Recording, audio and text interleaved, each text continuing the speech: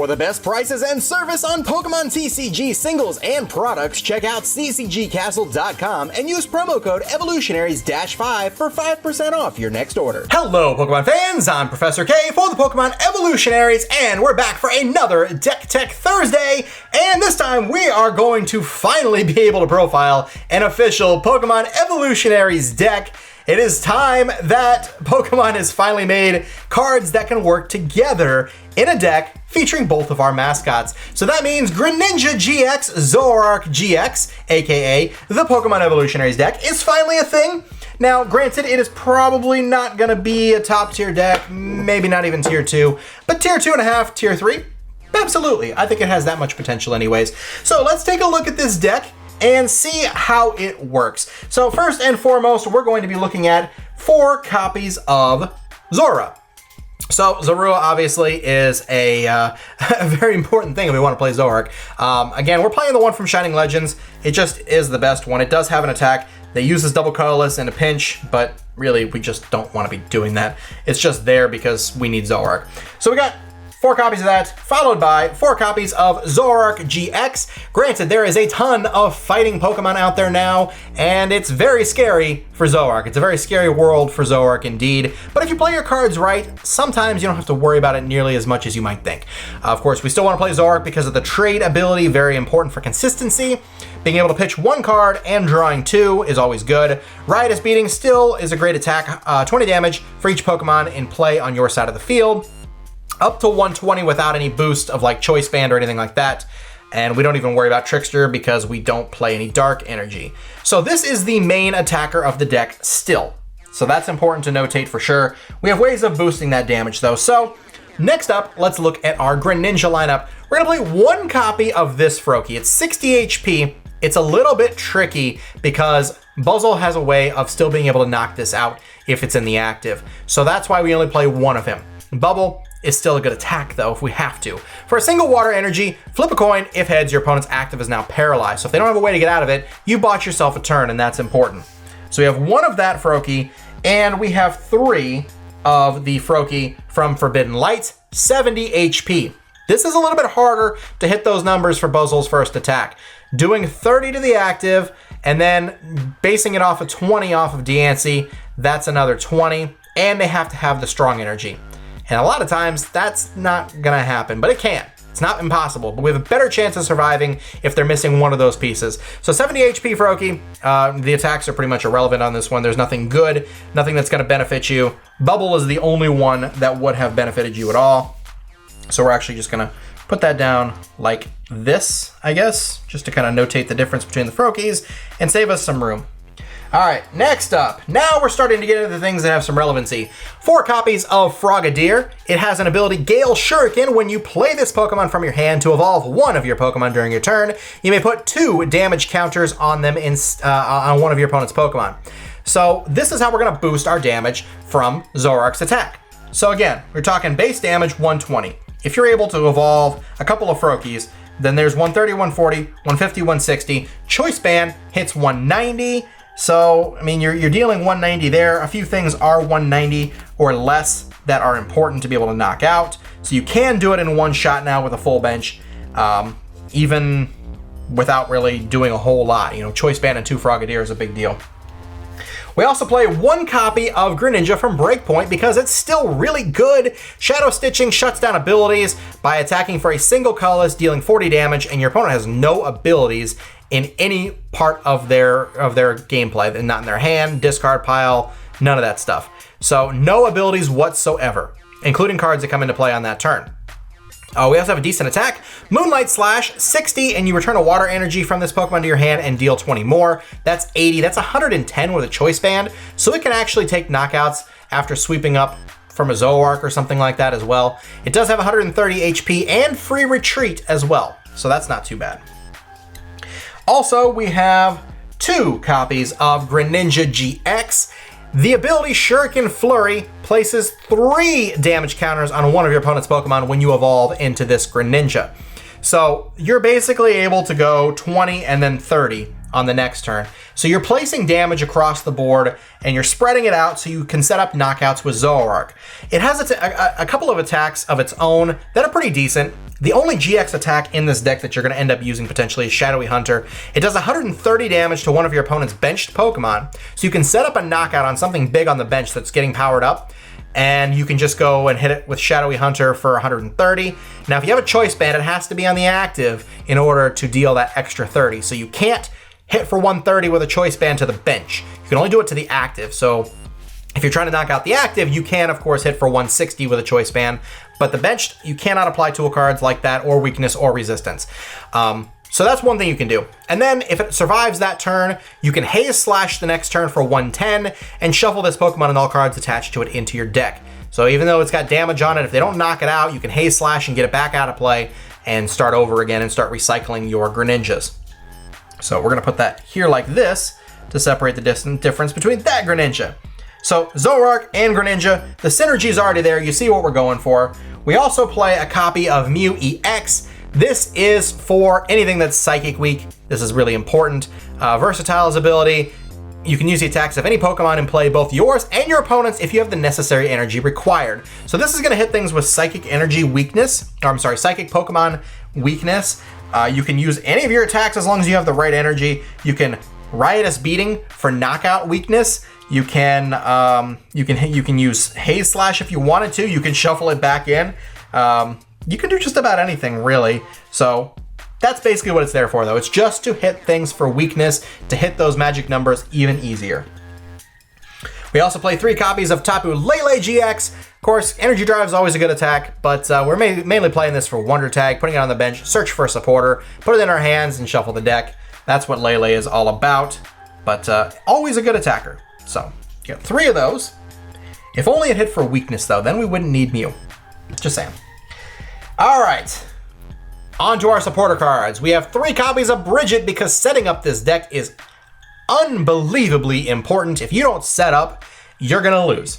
That's just plain and simple. You need to set up as fast as possible in this current metagame. It's fast, and you need to make sure you have your pieces in order. So 3 copies of Bridget makes you more likely to get into that turn 1 Bridget. You've got 3 Lele, and you've got 3 Bridget. You can start Bridget in hand. You can Ultra Ball for Lele into Bridget. You can start Lele in hand and go into Bridget. There's a lot of ways to do it, and it's important. For draw support, we have 3 copies of Cynthia. Shuffle your hand into your deck and draw 6 cards. Great draw supporter, no doubt about it. No questions at all. We also play 2 copies of N. It works to our advantage, and it also works to the advantage of it works to our advantage in a couple of ways. If we fall behind, we're drawing more cards than our opponent, so we're disrupting our opponent's hand, and also sometimes you just need to do this early on to get you 6 cards. So another draw support for sure. N is there. We also have 1 copy of Professor Sycamore. This deck does not want to discard much of anything, but occasionally it is the better draw supporter, so discard your hand, draw 7. Still good regardless. All right, now the other supporters that we play are 3 copies of Guzma, switching your opponent's active with one of their benched and switching your active with one of your benched. Again, Guzma is really good for things that we want to knock out. We're setting up knockouts across the board, and we're making sure that we take care of them. So a lot of times you can set up the damage on the bench and then Guzma around it, and then get that thing in the active spot and knock it out with an attack. That's a pretty common strategy. We do play 1 Mallow because, well, it's Zoroark. So search your deck for 2 cards, shuffle your deck, and place those 2 cards on top of the deck in any order. You can trade into whatever you need that way. I would like to have found room for more than 1 Mallow, but it's pretty tricky. Also, if we find ourselves in trouble and we have something that's damaged that we need to get out of the active to help deny prizes, besides attacking, with Haze Slash, we do have Acerola. Put 1 Pokemon that has any damage counters on it, and all cards attached to it into your hand, so you can get things out of harm's way and into safety. On to our items. We run the typical, well, anything that doesn't focus on Psychic and Dragon. Typical lineup here of 4 Ultra Ball, discard 2, search your deck for a Pokemon, put it in your hand, or reveal it, put it in your hand, shuffle your deck. So pretty standard stuff there. Ultra Ball is Ultra Ball, after all. Didn't mean for all those rhymes, but hey, it works. Also, to help get our Frogadiers and our Greninjas, we do play 2 Timer Ball as well. It's tricky because you have to flip 2 coins. Coin flips are always sketchy, but if you manage to land on 1 or 2 heads, you can search your deck for an evolution Pokemon, reveal it, put it into your hand, then shuffle your deck. If you hit both heads, you can search for 2 evolution Pokemon, reveal them, put them into your hand, shuffle your deck. That's the way we're gonna get into our Frogadiers and our Greninjas. Also into Zoroarks if you really are in that much trouble. Of course, this is a Zoroark deck, so we are, of course, playing 4 copies of Puzzle of Time. You only want to play this for the second part of it, playing 2 of them, and put 2 cards from your discard pile into your hand. You don't ever want to play 1 and look at top 3 unless you're in severe desperation mode. You don't have any other options whatsoever. I don't recommend it, though.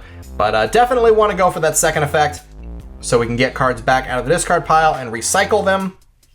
Very important. And next up, we have 3 copies of Field Blower. Garb wrecks this deck. If you didn't notice, everything has an important ability besides that Greninja right there that shuts down abilities, ironically.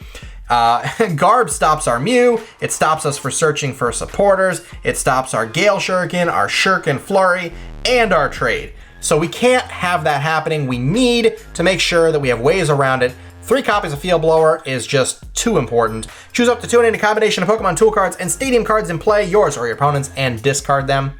Not to mention it does help disrupt other things as well. When your opponent starts chaining attacks with Choice Band, you can help end that and get rid of it as fast as possible. We do play 2 Choice Bands of our own. Would like to see 3, but again, tight list. 2 Choice Bands, dealing an extra 30 damage to Pokemon EX and GX, or I should say active Pokemon EX or GX on your opponent's side of the field. Again, damage multipliers are huge, especially in this deck. I really wish that I could fit a 3rd in this, but I really can't. Next up here, we do have 1 copy of Floatstone. The main reason for this is because this deck is very low energy. As you can see, we're already up to a very high card count here. This is our 53rd card. That's kind of a big deal. So we want to make sure we don't have to pay energy cost to retreat. Greninja GX's retreat cost is 2, by the way. Zoroark's is 2. Everything else is 1 except for Greninja over here, which is free. In any case, paying an energy is gonna hurt because we play more double colorless energy than anything else. As a matter of fact, we play 4 of those double colorless and we play 3 water energy. Playing water energy is just not a huge deal. We're only gonna use it for Haze Slash and Shadowy Hunter or Bubble. So it's not as important to get. And we do have ways to get it back if we absolutely have to with Puzzle of Time, so it kind of works out anyway. But if I had to say anything about this deck that I'm a little leery of, it's the fact that I only play 2 Choice Band. Other than that, I think the deck is pretty solid and pretty strong. I would like to see another Mallow as well, but again, it's hard to make room in a deck like this because it needs so much to function and really just stay as consistent as it possibly can. This deck by nature has inconsistencies that are troubling. We have coin flips. Any kind of stage 2 evolution deck is always going to be a little bit tricky. But in any case, it can work. It's just not a one-shot deck unless you're playing something that's weak to Psychic, and that's the only time that comes into play with Mew. Most otherwise, you're going to be hitting for 2 shots on everything. So it's about staying alive, and it's about just trading into all the pieces that you need as soon as possible, setting up as many knockouts across the board with your Gale Shuriken and your Shuriken Flurry as you can, and just trying to find the win conditions. This is a pretty skill-intensive deck, and I don't recommend it for beginners, but it can work, and it can be fun, and at the same time, this is our mascot deck. We have to profile this deck. We gotta play this deck at least one time. I mean, where else are you gonna see Greninja GX and Zoroark GX live together in one deck ever again? When will you ever see these 2 Pokemon collide ever again? It's the only time it's gonna happen, I promise you. So, anyways, guys, that is going to do it for this deck profile. Hopefully you guys do enjoy it, and I hope you guys like the build. If you don't, feel free to change it for whatever it is. The purpose of these deck profiles is to give you an idea of how to build a deck, and you guys can change it to your own playstyles from there. No one deck list is ever going to be the deck. Even if you see decks win regional competitions, national or international competitions, league cups, league challenges, whatever, you have to remember at the end of the day, it's important to build a deck based on your play style. Make sure that you test the deck a lot before you play it. Just because you see somebody win a regional with a certain deck doesn't mean that you can just scoop up that list, play it for yourself, and win everything. You need time, you need practice, and you need to cater to your own play style because a lot of times decks aren't necessarily built for everyone. And this deck is one that's not built for everyone. So make sure you guys keep that in mind whenever you're playing Pokemon TCG, and especially if you're trying to be competitive. All right, guys, that's gonna do it for today. Hopefully you guys enjoyed the video. Be sure to like, comment, and subscribe for more Pokemon TCG content, and look out for N's deck profile next Thursday. And then after that, the following Friday, not the day after his, but the following Friday, we will face off with this deck versus whatever it is that he decides to build, and we'll see who will take it home in a best of 3 match. Thanks for watching, guys. We'll see you next time. Take care and have a great day.